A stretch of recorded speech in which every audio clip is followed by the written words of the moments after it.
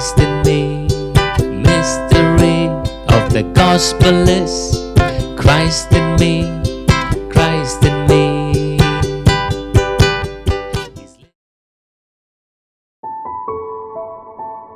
So today I would like to share with all of you on Romans chapter 8. For a long time I've been meditating on this, studying this chapter, trying to understand. So in simple terms, if I have to make you understand this morning, when people went through this pandemic, when I saw some of the Christians losing their health, suffering, some of them struggling financially, lost the money, and some people were into some kind of wrong activities. So I was meditating and comparing why is that the children of God are having similar consequences such as the world. Hear me. The children of God in financially, in their physical health, in their families, family relationship with the spouse, are having some physical consequences, some issues in their health, in their family, in their finances, such as the world, which should not be. According to the word of God, we are predestined. We are called to reign. We are the children of God. We are called to be above sickness. We are called to be above any kind of family issues. We are called to be above financial difficulty. Because Jesus said, I have come so that you may have life and life in abundance. But I got to observe this, and I was trying to meditate, do my personal study and research, and see that why is that even the children of God, the believers, are undergoing some kind of adverse health issues, are suffering due to pandemic. But then the word of God has clearly promised that God has made a clear distinction between the world and us. God, Jesus is the Goshen where we are, and we are protected, and we are under his wings. We are in his refuge. And it very clearly says that the Lord was with Joseph and he prospered. That means the Lord is with us. Christ is in us. So we have to prosper in all the areas of our lives. But still, we get to see that some children of God, the believers, struggling. Believers having the adverse effect of pandemic, having the effects of health issues. All of us go through so many challenges and battles on this earth. So we need to have clarity and understand what the Word of God has to say about this. When we understand the truth, when we know the truth itself will set us free. We don't have to do anything else. The truth will set you free, and that truth will enable you to do the actions related to that faith. Faith, corresponding actions of faith. The truth will enable you to do that. So let us study this. This morning's subject is going to be a deeper study on Romans chapter 8, where in the book of Romans, it very clearly talks about people living after spirit and people living after flesh. So is it possible for a Christian, the one who has made Jesus the Lord, the one who has the Spirit of the Son in him, is it possible for him to live after the flesh? Whereas he is supposed to live after the Spirit. Let's turn our Bibles to the book of Romans chapter 8. Let's go verse by verse and then let's study this. This is going to help us understand what the Bible is speaking and how we can escape the corruption, how we are the partakers of His divine nature and see the results of His divine nature in all the areas of our lives, and how we can be the sons of God, which we are. We can be the sons of God on the earth, manifesting His glory to the highest, so that the creation is happy. Because the Bible says the creation is groaning for the sons of God to be manifested. That means the sons of God are not completely manifested. What does that mean? We all are sons of God. The day we received Jesus, we became the sons of God. But then, are we manifesting the glory? Are we doing the work to the extent what Jesus said, the greater works you will do than what I have done? So how are we going to grow up to the level? We all are in the journey. So we have to grow up to the level to manifest His glory, for which entire creation is waiting. So let's see Romans chapter 8, verse 1 to. There is therefore now no condemnation to those who are in Christ Jesus, who do not walk according to the flesh, but according to the Spirit. If you focus on verse number 2, for the law of the Spirit of life in Christ Jesus has made me free from the law of sin and death.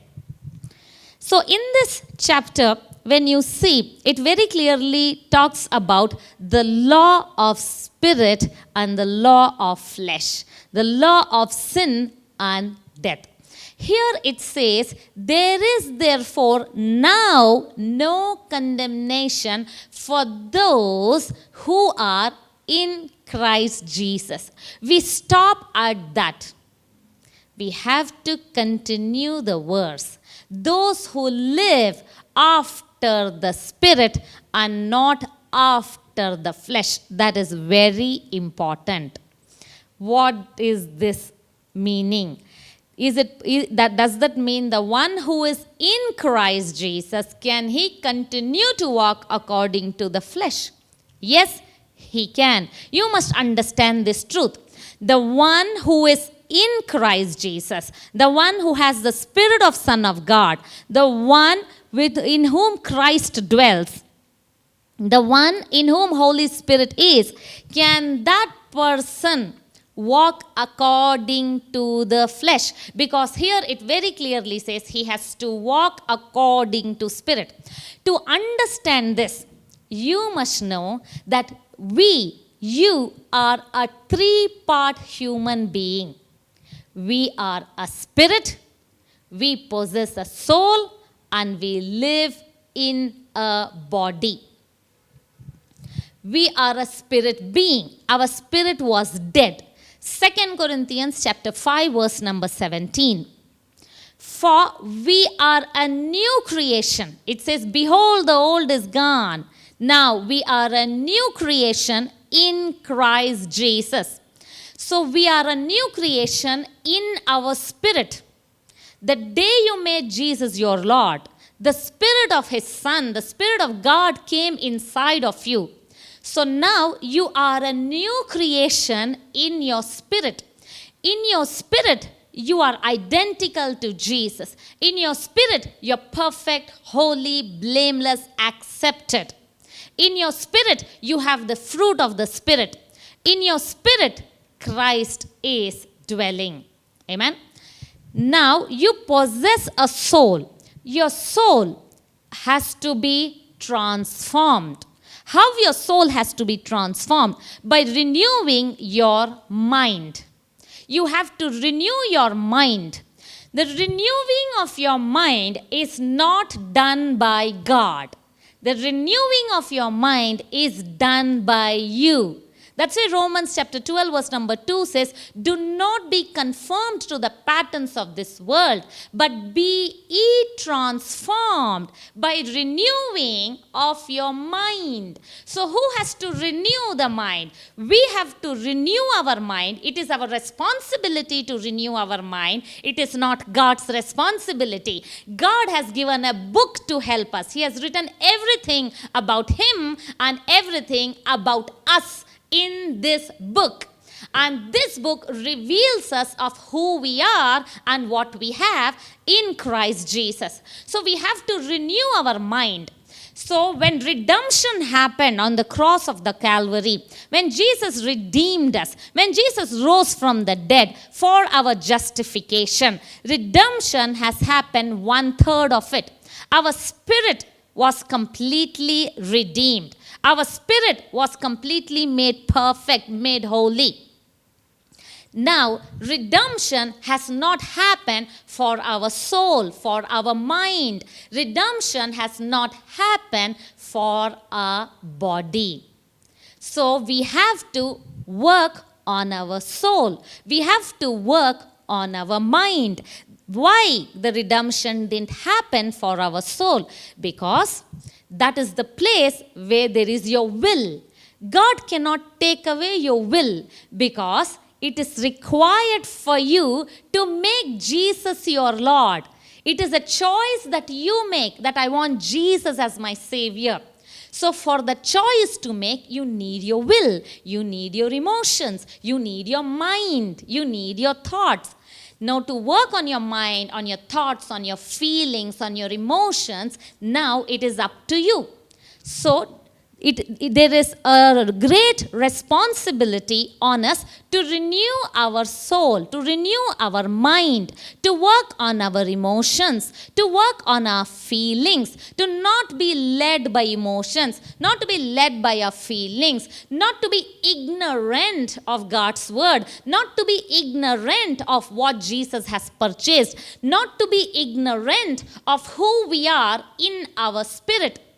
Because if we are ignorant of something, ignorance is definitely not a bliss. Ignorance is a foothold to Satan. If we don't know something, the Bible says in the book of Hosea, my people perish for lack of knowledge. If we don't know something, we are going to perish. So when we don't know something, when we don't know about something, we are going to perish because we are ignorant about that matter. That is where we are ought to gain the knowledge, gain understanding. So it's a responsibility. What you do, the best thing that you have done to logged in Sunday morning, you have taken time, you have made effort to gain knowledge, to understand the things of God, to set your mind on things of above, not on things on below. So you have taken time to acquire knowledge. And because you have embraced truth, embraced knowledge, you are going to see its benefits. Amen. So we have responsibility to work on our soul. And coming to another very important point, we have equal responsibility to work on our body. Amen? Our spirit is complete. Every time we listen to God's word, every time we study God's word, every time we practice God's word, we are working on our mind, renewing our mind. And it is very much related to our body. We have to work on our body. We have to discipline our body. I will give you all the scriptures. We have to discipline our body because our body is still having the nature of fallen man. Our body is still in fallen state. The law of sin and death is operating in it. Now it depends to whom we yield to. If we yield to spirit, immediately the law of spirit and the law of righteousness begins to operate in our body. If we yield to flesh, the law of sin and the law of death begins to operate in our body. So it's very, very essential that we discipline our body and discipline our mind. When we don't discipline our mind, when we don't discipline our body, then we see the same results as the world. We see the consequences the world is suffering, having the same problems, same financial difficulty, same sickness as the world, we too having. Why? Because though in our spirit we are just like Jesus, but our mind, our body, that is majority portion, is just like the world, unrenewed, undisciplined. So indisciplined. So we have to discipline it. So that is what it is saying, living after the Spirit. Look at verse number 2. Let me read that. For the law of the Spirit of life in Christ Jesus has made me free from the law of sin and death. Amen. It says the law of the Spirit. The one walking according to the Spirit, the one not walking according to the flesh. Because I told God has redeemed your spirit. God is not going to control your mind, neither God is going to control your body. God is not going to control your feelings. God does not control your emotions. God does not control your wrong thinking. Yes, God does not control your eating habits. God does not control our indisciplined behavior in our body, because God does not control flesh. God has given us the responsibility to control flesh. And we are not helpless. We have been empowered. When you read the entire chapter, kindly read that chapter, Romans chapter 8, and relate to everything that I am talking about this morning, and read them in context. Many truths will be found by you. When you see Romans chapter 8, we understand very clearly that our body is not controlled by God. Because in the previous verse, if you see in the previous chapter, Romans chapter 7, Romans chapter 6, Romans chapter 6, it very clearly says, the wages of sin is death. And Romans chapter 6, verse number 16, it says, to whom you yield to, you are slaves of them. If you yield to Satan, you become slave of Satan. What is the meaning of yield? To whom you submit to whom you obey to. That means your body is in physical contact with the world, and your body is in spiritual contact with your spirit. In your spirit, Christ lives. God lives. So your body is in physical contact with the world. Who is living in the world? Jesus told, 1 Corinthians chapter 4, verse number 4, he is small g. He is God of this world. Colossians 2:13, God has translated us. That means we have been translated from the power of darkness into the kingdom of his dear Son. So now our body, which was in the power of darkness, our body which was yielding to Satan, our body which was slave of Satan, our body, we were children of Satan because we had united ourselves with him. We had in the Garden of Eden, Adam and Eve had communion with him. They became subjects to him. They became mortal with him. Their grandson named Enosh, which means subject of Satan, mortal. We were mortals to him. So we were in the kingdom of darkness. So now God has taken us from there. We have been translated into the kingdom of dear Son. But then in our spirit, we are completely in the kingdom of dear Son. Our body is in physical contact with the world through our eyes, what we see, the wrong things in media, everything that's happening in the news, the contact that comes through the physical world, the physical senses, we call it as, the 5 physical senses we call it as, because our body is contact with these 5 physical senses through our eyes, through our nose, through our hearing, through our touch. We are having these physical senses from the to the world, and from the world we get in the things of the world into our eyes, into our ears, the fear, the negativity, the wrong things that we hear, the wrong things that has been taught to us. Our body is constantly in touch with the physical world. Now, it is also in touch with the spiritual world. Now, we have to decide whether we are yielding to sin, yielding to Satan, or yielding to Spirit, yielding to Christ. If we are yielding, if we are obeying to sin, if we are obeying to Satan, then the law of sin and death will operate. Let me explain.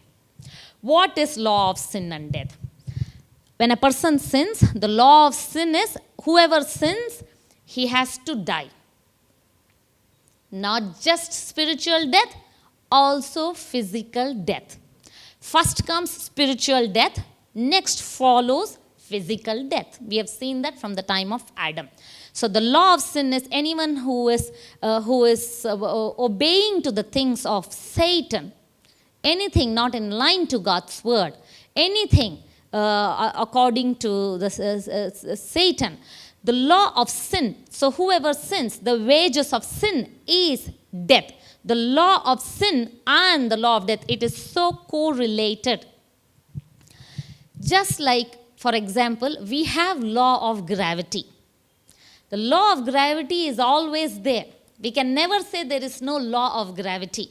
Wherever any part of the planet, any part of the earth you go, there is law of gravity. But then has man found out another way to overcome law of gravity? Though whatever I drop it, it falls down, right? But there is another law, we call it as law of aerodynamics, where an aeroplane, aircraft, where a spaceship goes into the universe, goes into the space, such heavy objects, such heavy machineries, missiles, rockets, how are they going against the law of gravity? So there is law of gravity. They are escaping the law of gravity. I don't know, you might have studied in physics. It's called escape velocity. So you escape the law of gravity and enter into the space, because there is another law that is working that doesn't nullify the law of gravity. So if the law of aerodynamics fails, then the plane comes crashing down to the law of gravity. Similarly, the law of sin and death is existing. The people who are not living by spirit are yielding to the law of sin and death. They have spiritual death. Now, through Jesus, a higher law, we have the law of spirit. Through Jesus, we escaped death. Through Jesus, we escaped corruption. Through Jesus, we are no longer in the power of darkness. Now we are in the power of His dear Son. Amen. So now we have everlasting life. We have eternal life. Amen. Yet, the law of sin and death is existing. Now we are in the law of spirit. We are in the law of life. We are in the law of righteousness. We are in the kingdom of Jesus. Yet, a person who is living in the kingdom of Jesus, still the body is unredeemed. The body is not yet redeemed. The body is in physical contact with the world and the kingdom of the Son. So now, the body has a choice. So the choice made by the mind of the body. So the mind of the body has the choice whether the body is going to yield to the kingdom of darkness, to the law of sin and death, or the body is going to yield to the law of spirit and life.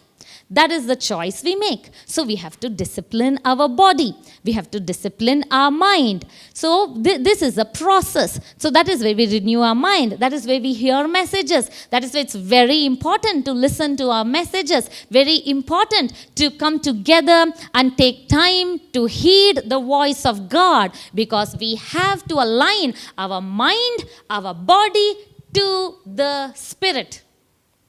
Because the Bible very clearly says that we ought to discipline our body. In the words of Apostle Paul in 1 Corinthians chapter 9, he says, I beat my body. I strike a blow to my body. I train my body as an athlete, it says in NLT version. I train my body. I bring it to subjection to the Spirit. I'll read that. 1 Corinthians 9. No, I strike a blow to my body and make it my slave, so that after I have preached to others, I myself will not be disqualified for the prize. Let me also read in NLT version. I discipline my body like an athlete, training it to do what it should. Otherwise, I fear that after preaching to others, I myself might be disqualified. You saw that Apostle Paul is saying, I train my body like an athlete. So how important it is to train our body. So what is the training of our body? There is so much to say on that. Let me give you a little bit gist of it this Sunday. Following, we will continue it in the next Sunday. So you see, in the book of Galatians chapter 5, it very clearly talks about these are the works of flesh. Not the works of the Spirit, works of flesh. What are the works of flesh? I want you all to see the works of flesh. Galatians chapter 5. 19 to 21. Now, the works of the flesh are evident, which are adultery, fornication, uncleanness, lewdness, idolatry, sorcery, hatred, contentions, jealousies, outbursts of wrath, selfish ambitions, dissensions, heresies, envy, murders, drunkenness, revelries, and the like, of which I tell you beforehand, just as I told you in the time past, that those who practice such things will not inherit the kingdom of God. Amen. It says, these are the works of flesh. See, for a long time, I thought witchcraft was the work of spirit, because demonic spirits are involved, right? But the Bible says witchcraft is work of flesh. Drunkenness, adultery, fornication. I thought adultery, it has to be some spirit of adultery. I thought rages of wrath, there is some spirit working behind it. But the Bible very clearly says these are the works of flesh, because flesh is in contact with Satan. So that means what?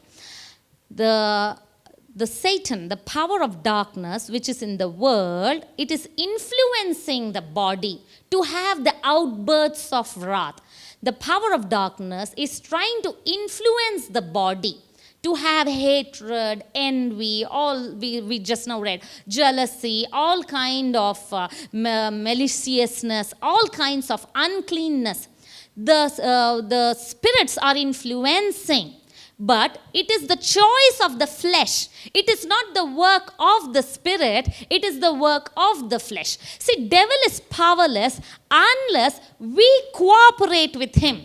Unless we give our flesh. If devil wants to murder, he cannot go and murder anyone. He needs a flesh. He needs a body who can cooperate with him and give his body, give his hand to go and murder. He needs a human body to operate. So it is called the works of flesh.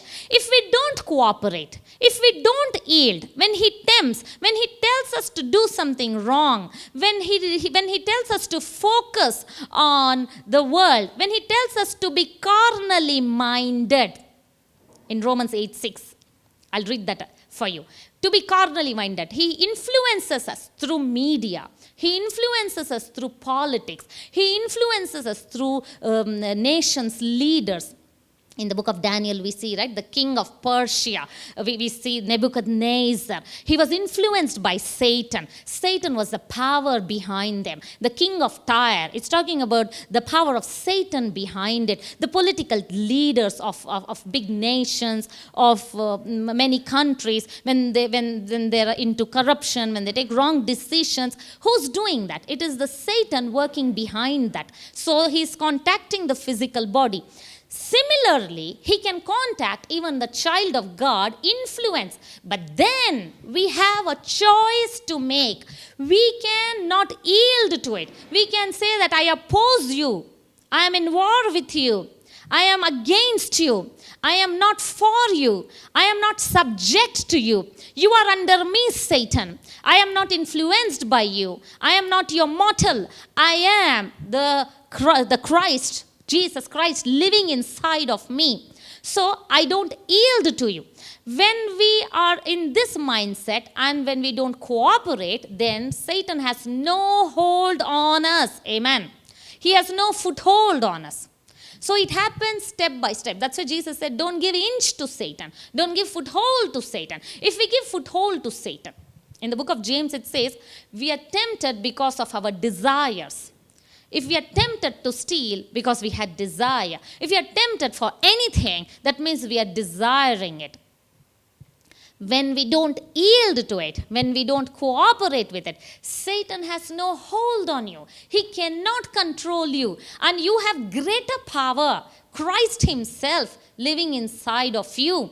So Christ has empowered you to dominate him. Christ has empowered you to overrule. Christ has empowered you to overcome. Amen. That is why it says in the book of John chapter 4 verse number 4, we are overcomers. He that is in us is greater than he that is in the world. Whatever he is doing in the world, whatever he is trying to influence, whatever he is trying to throw at us, we are not cooperating. We are not giving our body to it. We are not thinking. We are not taking every garbage, the thought that he puts in our mind, the thought of fear, the thought of failure, the thought of sickness, the thought of loneliness, the thought of sickness and problems. We are not taking that because we know, 2 Corinthians 10:5, we cast down the imagination. I told you, casting down the imagination, casting down every stronghold and bringing it subject to the obedience of Christ, bringing your thoughts to obedience to Christ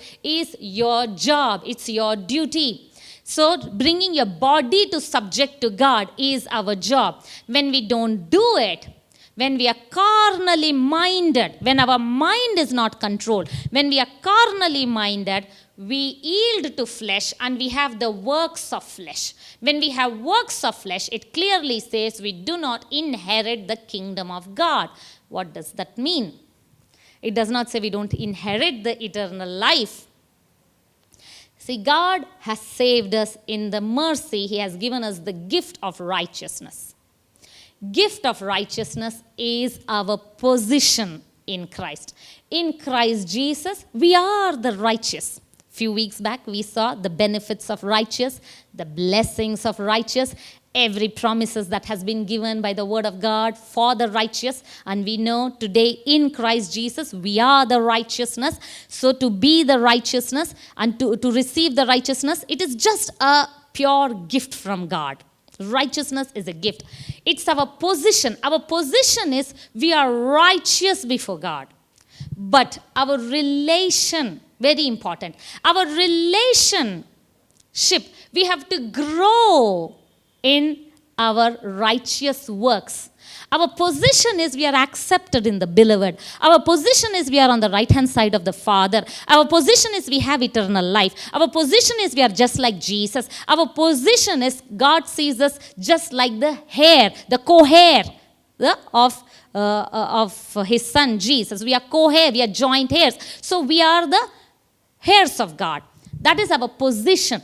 But we have to grow in our relation. We have to grow in our in our righteous works. Righteousness is a gift, but the holy acts, the holiness is what we do, what is our work to God. So we are in the new covenant. We are in grace covenant. We are forgiven by God. We are no longer under law. Sin shall not dominate us. What does that mean? That means we are having the position of righteousness. We have the position of the sons of God. So we are going to be led by God. We have the relationship. We have to grow in the relationship with the Father. We have to grow in the understanding of the relationship. That is what we do, renewing our mind. Our position is secured. Our position is same. It's never going to change. But then we have to grow in our relationship. We have to grow to control our flesh. We have to grow to bring our flesh, our body to subject to the Spirit. We have to grow in the knowledge of the Son. When we grow in the knowledge of the Son, when we bring our body to subject to the Spirit, at that time what happens? We are growing in the righteous acts. We are doing the righteous acts. Though we are in grace covenant, still that does not mean we don't repent. That does not mean we don't yield to righteous works. We don't say that we are the righteousness of God and keep doing unrighteous acts. If someone is doing unrighteous acts, that means that person has no Spirit of God. That person does not know the love of God. So we have to grow not to do unrighteous acts. So when it says the one who yields to flesh will not inherit the kingdom of God, what does that mean? He has eternal life. What is the kingdom of God? Inherit means what?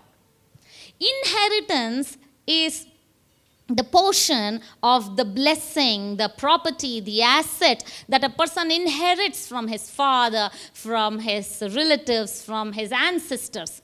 So when the Bible says inheriting the kingdom, that is everything that belonged to Father has been given to the Son. And we are joint heirs. So everything, every blessing, righteousness, peace, joy in the Holy Ghost is the kingdom of God, right? So righteousness, peace, joy in the Holy Ghost is what we inherit. So if we don't learn to discipline our body, if we don't bring into subjection, then our body will have the works of flesh. If we have works of flesh, then we don't inherit peace. We don't inherit the benefits of righteousness. We don't inherit. Why? Imagine a person is lazy and does not go to job and says that God will provide. If he is lazy, how is he going to inherit the prosperity that God has already provided? If person is having all unhealthy eating habits and all unhealthy lifestyle and says God has promised me 120, how is he going to inherit the kingdom of God unless he disciplines his body? It's a deep thought. Think about it. This message will not be completed in one Sunday. We have to progress this series so that we get greater clarity on this, so that once we know the truth will set us free. Let me now read Romans chapter 8, verse number 6 in NKJV as well as Amplified Version, so you understand. For to be carnally minded is death, but to be spiritually minded is life and peace. But the carnal mind is enmity against God, and it is not subject to the law of God, nor indeed it can be. In Amplified Version, now the mind of the flesh, which is sense and reason without the Holy Spirit, is death. Death that comprises all the miseries arising from sin, both here and thereafter. But the mind of the Holy Spirit is life and soul, peace, both now and forever. Amen. You saw that the life of the Spirit, both now and forever. The life led by flesh, both now and forever. That means bringing death to physical body, bringing physical death and spiritual death. So it is possible a person is spiritually dead and he is physically dying. But the sad state is when the believers who are spiritually alive and coming under the law of sin and death, who are spiritually alive with God, but then the law of sin and death is operating in their body because the law of flesh, they are coming under the law of flesh by not bringing the flesh into subjection. So the law of flesh is actually dominated in that person's body. You see that verse, it says, which is the sense and reason without the Holy Spirit, death, and comprises all the mysteries arising from sin, both here. Very important point.